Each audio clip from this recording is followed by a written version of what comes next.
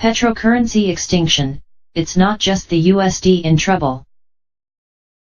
Petrocurrencies are breaking away from their traditional tight link to oil prices, but all it would take for this link to return is for prices to fall below their current range. This seems to be the general consensus among bankers interviewed by Bloomberg's Natasha Doff and Anna Andrianova. The change is especially obvious with the Russian ruble, the Norwegian krone, and the Canadian dollar.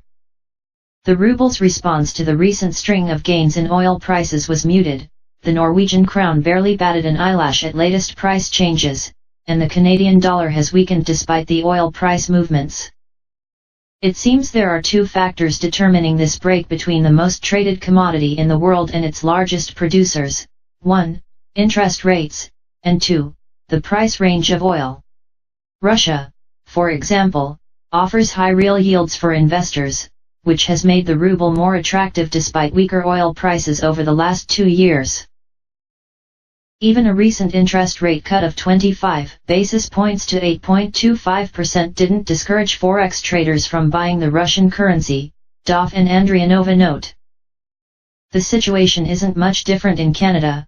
Ever since June, when the central bank raised interest rates for the first time in 7 years, the correlation between the Canadian dollar and crude oil has weakened.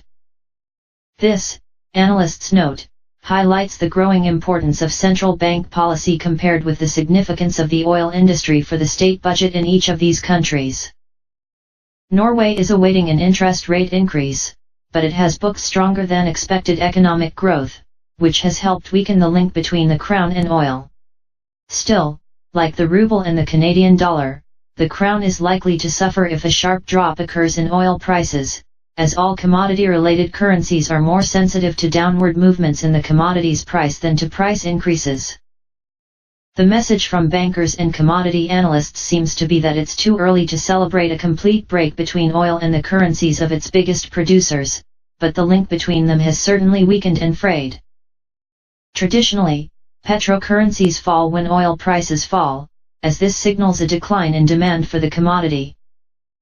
This time, oil demand is relatively strong and it is supply that is the reason for the low prices, which explains the limited effect of the price changes on the currencies.